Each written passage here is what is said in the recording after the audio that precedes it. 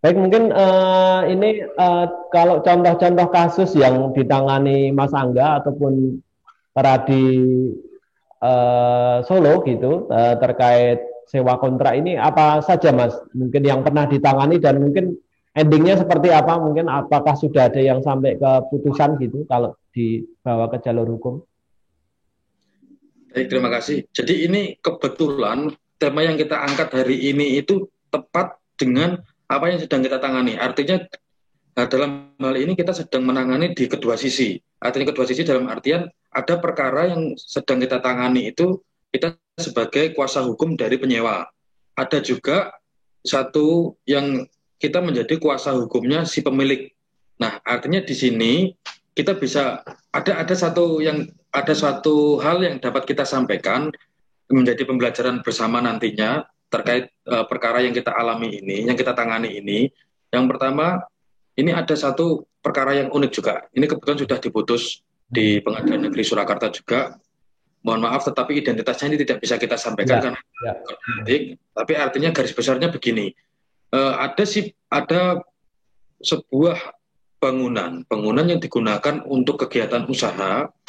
Terus kemudian di tengah jalan kontrak itu dianggap batal karena tidak ada pembayaran. Nah, padahal fakta hukumnya ini kita di posisi kuasa hukum si penyewa.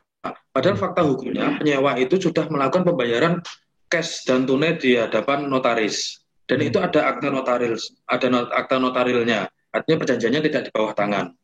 Nah, itu kemudian di tengah jalan eh, si penyewa ini digugat oleh pemilik. Dasarnya adalah gugatannya wan prestasi. Dari versinya si pemilik bangunan tadi, dia menganggap bahwasannya eh, pembayaran itu tidak pernah terjadi Oh atau gitu. pembayaran itu hanya terjadi sebagian.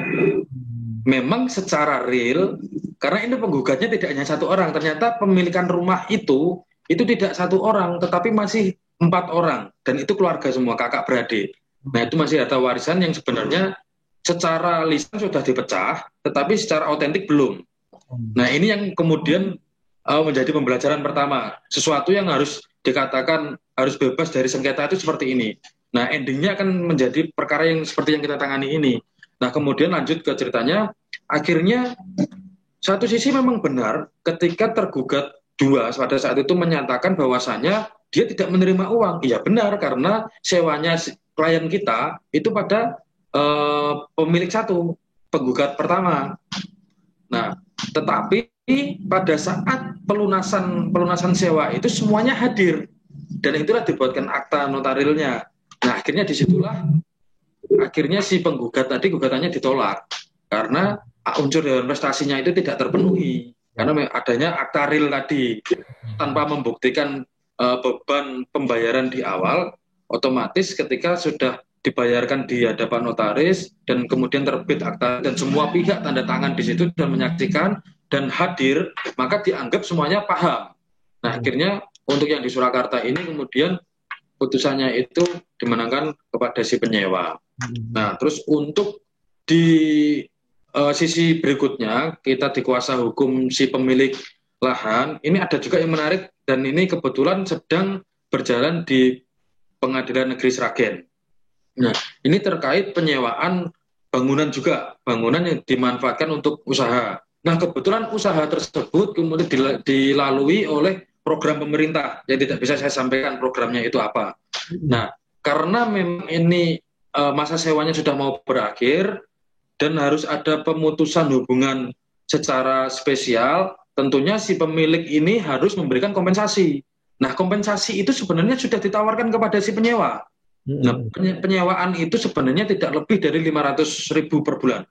Nah, kemudian si pemilik itu memberikan ganti rugi sekitar 200 jutaan. Nah, tentunya karena ini tinggal 3 bulanan lah, tentunya ini angka yang sangat-sangat sudah melebihi angka kewajaran ketika hanya 500.000 kan begitu. Tetapi anehnya si penyewa ini justru menggugat si pemilik dengan dasar sama wan prestasi. Wan prestasi karena mohon maaf bukan wan prestasi, perbuatan melawan hukum karena dianggap si penyewa ini tidak diberikan pemberitahuan sebelumnya terhadap pemutusan ini. Nah, sedangkan pemutusan ini terjadi karena memang mau tidak mau tanah yang digunakan atau bangunan yang digunakan ini harus menjadi harus dilewati oleh proyek kenegaraan. Artinya tidak bisa kita tolak atas kejadian itu. Nah, sebagai bentuk kompensasi atas pemutusan kontrak sebelah ini, si klien kami sudah memberikan kompensasi, tapi itu pun juga tidak diindahkan. Akhirnya masuklah ke peradilan negeri. Nah, artinya begini, yang dapat kita sampaikan di sini adalah intinya perjanjian itu tidak diatur, isi perjanjian itu tidak diatur oleh produk pasal atau undang-undang.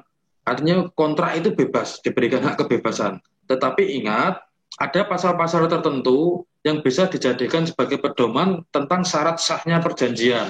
Seperti 1320 tadi, terus kemudian dilanjutkan ke 1866, terus kemudian terkait hak itu tadi ada di pasal 1550, terus kemudian dilanjutkan lagi terkait pasal-pasal yang mengikat, terus kemudian terkait hak dan kewajiban ketika ada kerusakan tadi jatuh kepada siapa, ditentukan oleh siapa, itu pahami.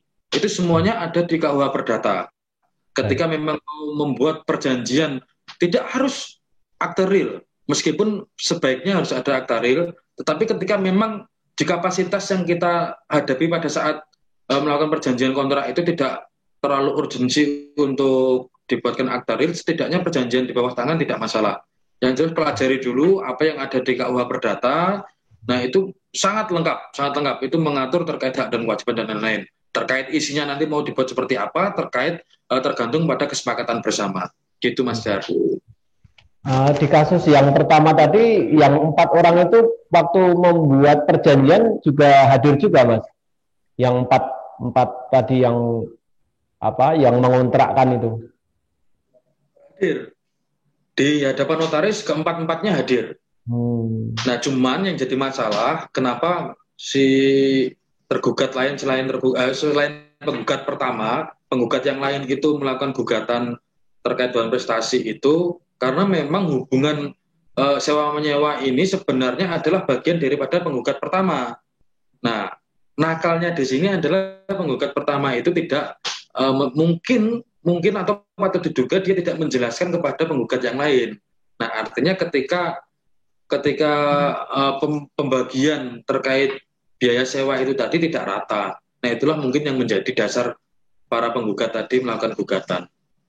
Terima kasih sudah nonton. Jangan lupa like, subscribe, dan share ya.